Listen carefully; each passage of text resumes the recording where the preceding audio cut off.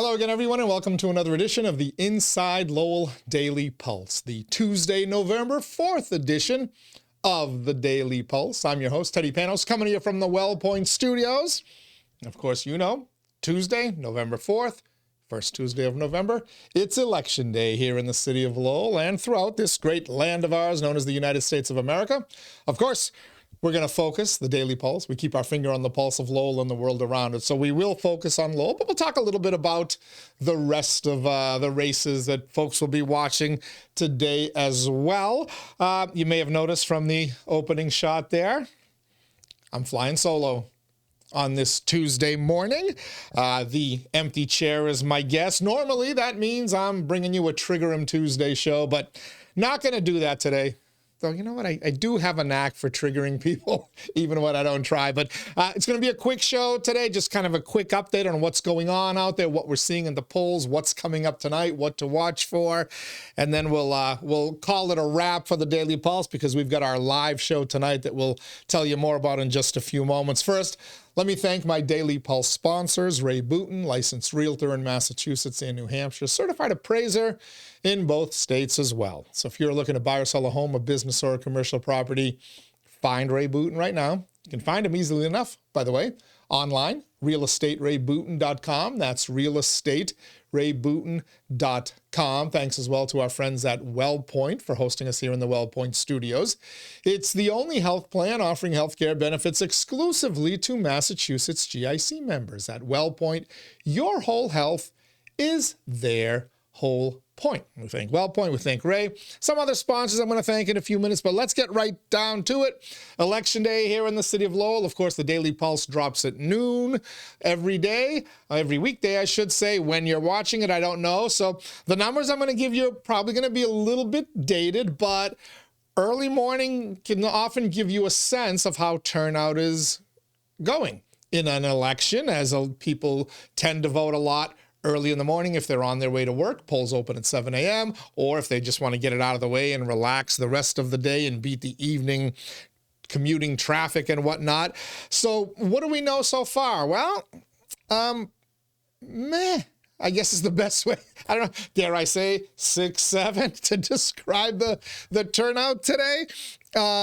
Spoke to Will Rosenberry, the city's elections director, a little while ago, to get a sense of the early voting numbers, the mail-in voting and the in-person early voting numbers.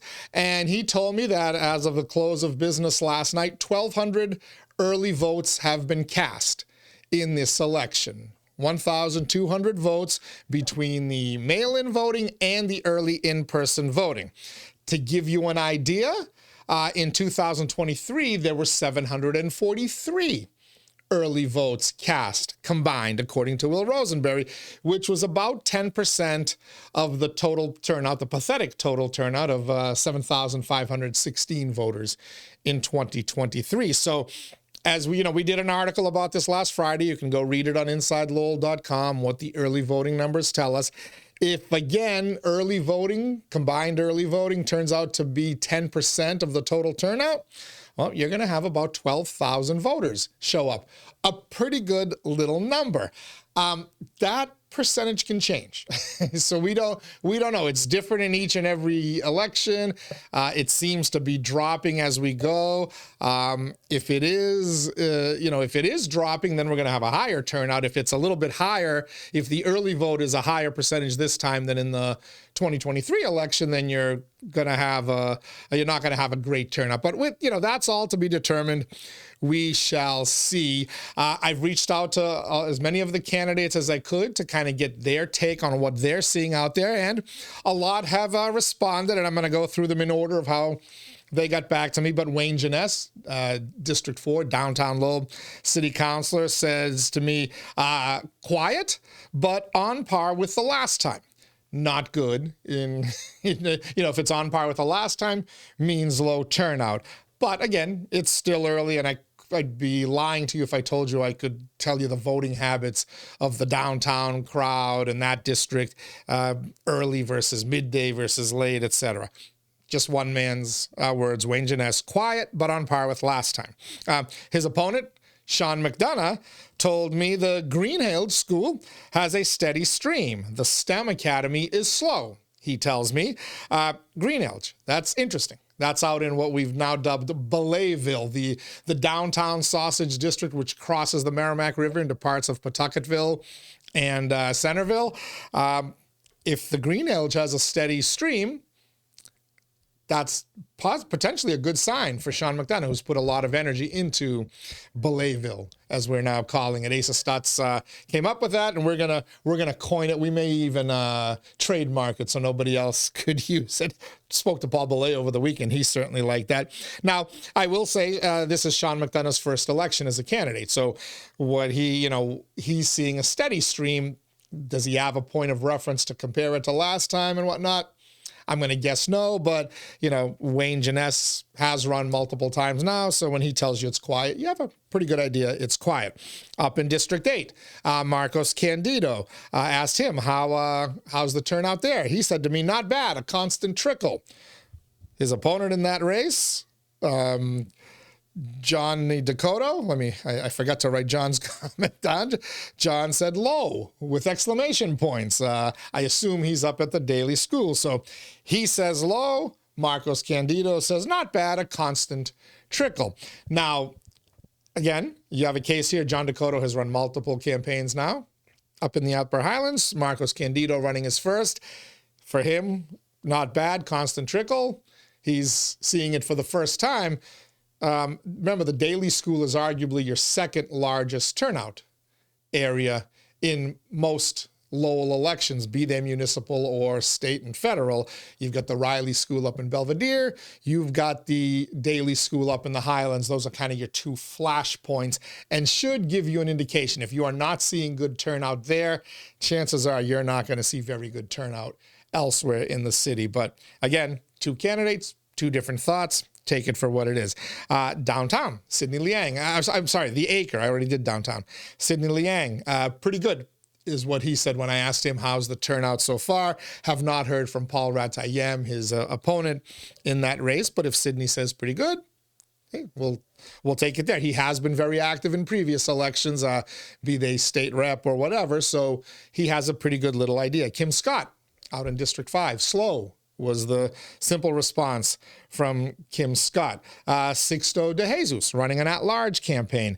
It's been slow the first hours, he said. As of 9 a.m., 166 people at the Riley School. Now, that is probably low for 9 a.m. at the Riley School. I'll put this disclaimer out. Is Sixto looking at just one of the machines? Because remember, the Riley School has multiple precincts that vote there, and when you combine the numbers, you may get a different number. But he says 166 as of 9 a.m. at the Riley. I will tell you that in talking to Will Rosenberry last week, in terms of the mail-in ballots, he told me that 27% of the mail-in ballots requested came from District 3, Belvedere, the Belvedere district. So that could now, when are they going to run those numbers through the machines? The plan is those early in-person and mail-in votes are going to be sent out to the individual precincts, and at some point during the day, they will be run through the machines. When? Generally, they don't do it in the morning or evening rush. They try to do it in the middle of the day when it's a little bit slower. So have those numbers been entered yet? When are they going to be entered? You should see a bigger jump in your numbers and when you cast your ballot at the machines, depending on when they put those mail-in ballots through. I will tell you, City Councilor Eric 𝐃𝐚𝐢𝐥𝐲, who's running the at-large race, I asked him, what are you seeing for turnout? He said to me about 500. Of course, Eric didn't provide too much information. I had to reach back and ask Councilor 𝐃𝐚𝐢𝐥𝐲, is that at the Riley School, I assume, or somewhere else? I'm assuming it's at the Riley School because I can't see any other precinct or any other ward turning out a number that would say about 500. So I'm guessing it's that perhaps. And that's why when I saw Sixto DeJesus' comment, I was wondering if he was counting both machines. Councilor 𝐃𝐚𝐢𝐥𝐲's about 500, probably more in line with having two precincts showing. And also his text to me came in at about 10:30, whereas Sixto 𝐾𝐚𝐢𝐥𝐲 was describing the Riley School at about 9 a.m. Talked to Danielle McFadden, running for school committee. She said to me at the Daily School, about 100 people as of 9 a.m. Again, John Dakota, we talked, and Marcos Candido, we talked to you about they're running in the Upper Highlands City Council race. I'm going to guess they're at the Daily School, and they're reporting it. 100 at 9 a.m. at the Daily School, probably a low number, certainly better than the preliminary, though, which maybe saw, I think, a total of 600 votes when all was said and done in that district. So you expect more than 1,000 votes all in all at the Daily School. That's certainly where we were in 2023. I think we were over 1,100 votes, where John Dakota won handily over 𝐃𝐚𝐢𝐥𝐲. Saw even more than that in 2021, the first year under the new district representation system, when Eric 𝐃𝐚𝐢𝐥𝐲 beat 𝐃𝐚𝐢𝐥𝐲. And I think Councillor 𝐃𝐚𝐢𝐥𝐲 alone crossed the 1,000, 1,100 vote threshold. So there's your little recap of early voting and what you're seeing. Actually, just heard back as we're speaking from 𝐏𝐲 𝐏𝐿𝐿𝐥𝐲.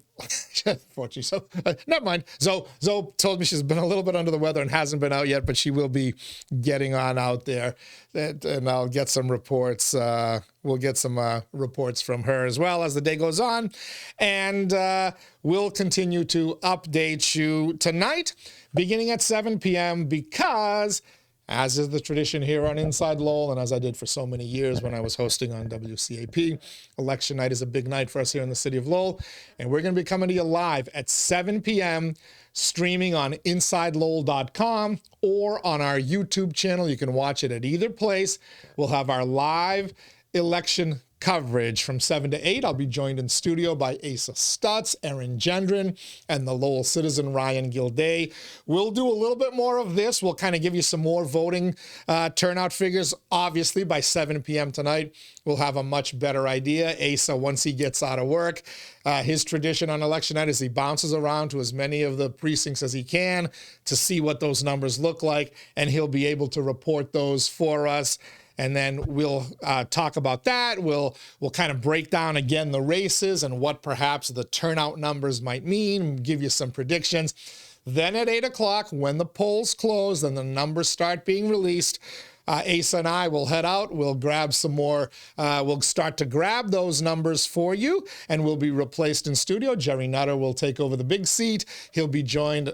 Again, Erin Gendron will stay on. John Leahy and Jim Leary, the two former Lowell City Councilors and school committee colleagues as well, who many people still wonder if they are if they're two different people or the same person. We're going to give you definitive proof tonight that they are two separate people, because they will be in the same room at the same time. We promise no trick photography. Again, that's at 7 o'clock tonight on InsideLowell.com or our YouTube channel. Our spreadsheet is ready to roll over there. You can see it. No results have come in yet. Everybody is at 0 votes, but once those polls close at 8 p.m., we'll start to fill in the numbers and bring you the results as they are reported to us, the printout sheets from all of the precincts.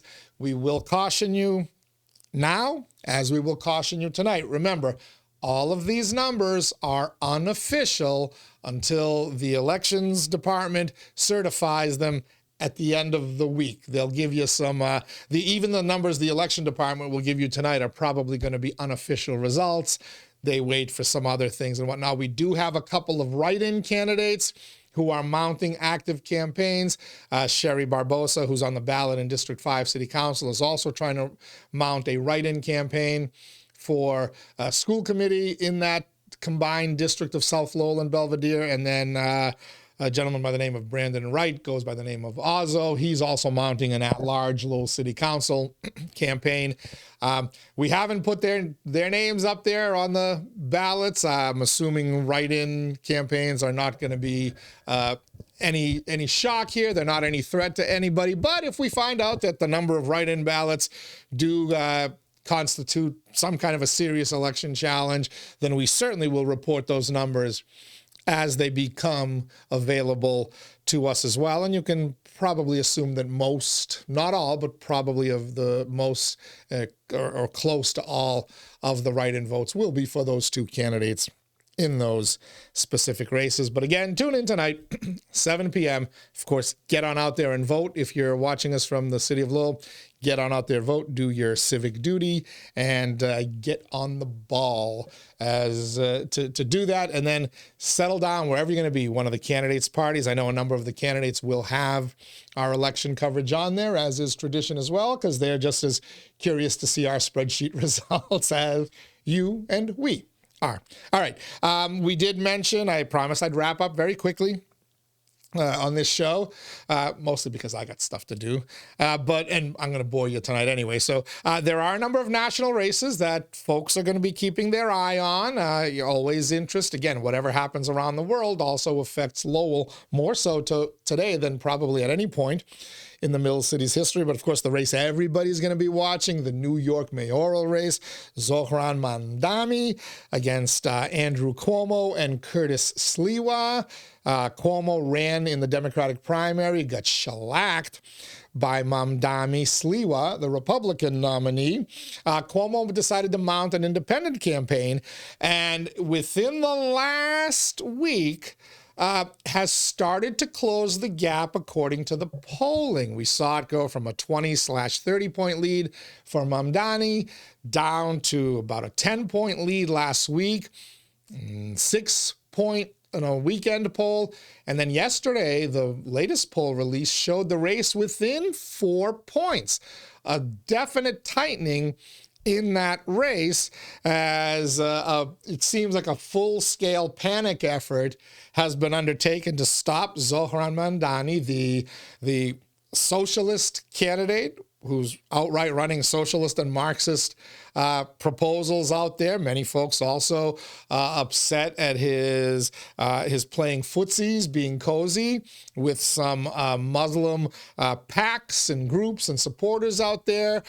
New York City, you remember the scene of 9/11 just 24 years ago.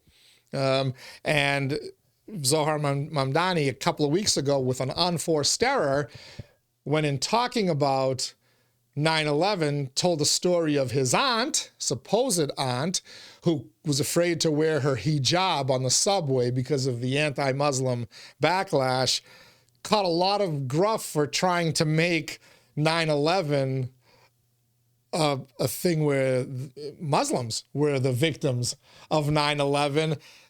Little tone deaf, dare I say? And then it came out that this supposed aunt, well, she's dead, and she's not really his aunt anyway. She's his father's aunt. The more people looked into this, and the New York Post certainly did, the more they found out that Zohran Mamdani might have told a little bit of a white lie about his so-called aunt and the hardships she faced after the day that 3,000 New Yorkers were killed in the World Trade Center and hundreds of others were killed on airplanes from around the world. As a matter of fact, many of them from right here in our communities, many with Lowell roots. First victim, as a matter of fact, the pilot of that American Airlines flight, Mr. Oganowski from Drake. Unforced error by Zohran Mamdani. Is it too little too late for Andrew Cuomo to overtake him? Have New Yorkers come to their senses? Or are they about to elect a Marxist Muslim to that seat who has promised all sorts of changes? You want to know how weird that election is, gang? Do you know who came out and endorsed Andrew Cuomo? The former Democratic candidate, the former Democratic governor of New York, President Donald Trump. President Donald Trump told people in New York to get out and vote for Andrew Cuomo. Basically said he's a terrible candidate, but he's the lesser of two evils, for lack of a better term. Now, if you remember 2020, the COVID year, when Andrew Cuomo was the governor of New York, the famous battles that he and then President Trump had over COVID policies and lockdowns and shutdowns and how much help the federal government was providing and yada, yada, yada, yada, yada. We are truly living in a bizarro world, my friends, if Donald Trump 5 years later is endorsing Andrew Cuomo for mayor of New York. Again, I don't know if Cuomo's going to be able to pull it off. I think there's a chance. I think in that latest poll that I told you about that had the margin within 4 points, which is close to the margin of error, Curtis Sliwa, the Republican candidate, was getting 15% of the vote in that poll. How many of Sliwa's supporters who say they will vote for him, once they realize that Cuomo might have a shot, will peel away from Sliwa and vote for Andrew Cuomo? Now, when it was a blowout, right, when it was Mamdani leading by 20 points or 25 points, whatever that number was a month ago, 2 months ago, easy to say, Mamdani's going to win anyway. I'm just going to vote my conscience. I'm going to stick with my guy. I'm a Republican. Sliwa's the guy. I think he's the best candidate. We're going to vote for Sliwa. What's the difference? Mamdani is going to win. Now you've got polls that are telling you Cuomo's got a shot. So if you're a Sliwa voter, do you do what Donald Trump did and say, I'm going to go for the lesser of two evils here. I know I don't like Cuomo, but I'm going to hold my nose and I'm going to cast a vote for the former governor just so we can stop Zohran Mamdani. How much of that is still in play? And remember, New York has early voting too. New York has mail-in voting. So many of these ballots for Sliwa have already been cast. So do the polls capture this? Is it too late? That's why when I say, is it too little, too late for Cuomo? I got a hunch that if this election was 2 weeks from now, you would probably see a Cuomo victory. Is it enough? Anyway, if Donald Trump is endorsing Andrew Cuomo, or at the very least saying, get out and vote for him because he's the lesser of two evils, we are truly living in bizarro times, my friend. Other races folks are going to be watching in Virginia and New Jersey. Virginia, of course, has the governor's race. Glenn Youngkin, term limited out, I believe. He will not be running for re-election. The Democratic candidate is favored in that race, but the Republican candidate, who I believe was Youngkin's lieutenant governor, African-American woman. She would be the first African-American governor, I believe, female governor in America, if elected. Don't quote me on that, but I believe I heard that along the way. She is within striking distance. She's close, but the Democratic candidate has been favored throughout that race. Remember, on the undercard of the Virginia governor's race, you have the attorney general's race, where the Democratic candidate talked in a text trail about, wishing death upon the kids of the Republican Speaker of the House in Virginia. And that seems to have hurt him in the polls. And even though the Democratic gubernatorial candidate in Virginia is holding on to a lead, you've got in that AG race, the Republican has actually pulled ahead after trailing. So weird situation there in Virginia. The other race to keep an eye on nationally, New Jersey should be a solid Democratic state, has been for a long time. Of course, Chris Christie was the governor of New Jersey about a decade or so ago, so it's not unusual for a Republican to win, but it hasn't been close in a long time. It was close in the 2024 presidential election and also was close in the 2021 gubernatorial election. The same Republican candidate, Bob Citarelli, I believe is his name, is running again, and he's got a puncher's chance, as they're saying in New Jersey. He's got a shot to win that seat. You'll hear all sorts of spin coming out from the national parties, right? This will all be, of course, a referendum on Trump, right? What happens in New York with Mamdani? What happens in Virginia? What happens in New Jersey? Folks will spin it any which way they can. Is it going to portend? What's it going to portend for the midterm congressional elections in 2026? I don't know. I don't know if they're really, if you're a Democrat, I don't know if you celebrate the wins in Virginia and New Jersey. Do they really tell you something? You're favored to win those. You probably should win them. The fact that Citarelli came close in New Jersey in 2021, and Trump came close in 2024, should be somewhat alarming to you because that was a state that was solidly blue.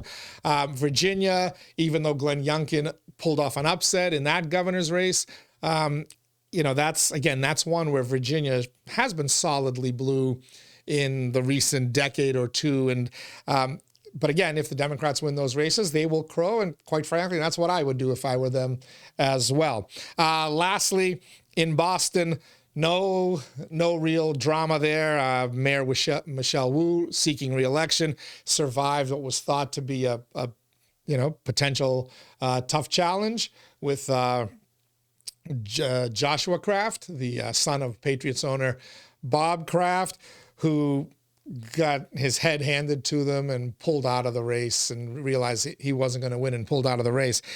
Quite frankly, horrible candidate. He's running against somebody who's about as left as you can go on the political spectrum, and he tried to out-left her. The businessman, the wealthy businessman, son of another wealthy businessman who owns the local football team and a bunch of other business ventures, trying to run to the left of I'll call her. She's an outright Marxist, Michelle Wu, and he tried to run to the left of her. What a dummy. Go help run your dad's football team. Get out of politics. If you couldn't mount a serious challenge like that. But why I did want to bring up Michelle Wu in Boston was a headline over the weekend in the Boston Herald. Put that a little bit closer to the camera there. Wu official indicates Boston is moving away from harm reduction strategies amid mass and cast surge. City hands out 80,000 needles per month to drug users. Harm reduction strategies. Safe injection sites. In essence, mass and cast had become an open air safe injection site in Boston. And when proponents of this were pushing it in 2022, they were using much the same arguments as people here in Lowell are using and elsewhere in the state for pushing them. So if they're that successful at reducing harm, then why is Michelle Wu, of all people, saying, yeah, it's time to get out of this. Time to come up with a different strategy. As a matter of fact, one of the strategies they're looking at, according to Kelly Young, who is one of the policy folks for Michelle Wu, she said the city's coordinated response team, which she heads, will have, quote, strong recommendations for the mayor on public safety, recovery, and judicial initiatives by January. Interesting. And she also said, as the city seeks to pivot in its strategy about tackling open drug use. So judicial initiatives. Yeah. If the judges and the legal system are not going to help fight the addiction crisis, the drug crisis, which is fueling much of your homeless crisis and is also fueled by mental health, addiction and mental health, 90% if plus of the time, go hand in hand. If your judicial system is not going to help by allowing you to section folks and get them the help that they need, be it mental health services, addiction services, and get serious help, not a 3-day detox where you're basically giving somebody 3 days to rest up and then sending them back on the street. You've got to get serious about addiction. And it looks like Michelle Wu, of all people, is serious about doing so in Boston. Good for her. Lesson for other people to pay attention to here in Lowell. It doesn't work, folks. I don't care how many studies you tell me you're going to cite.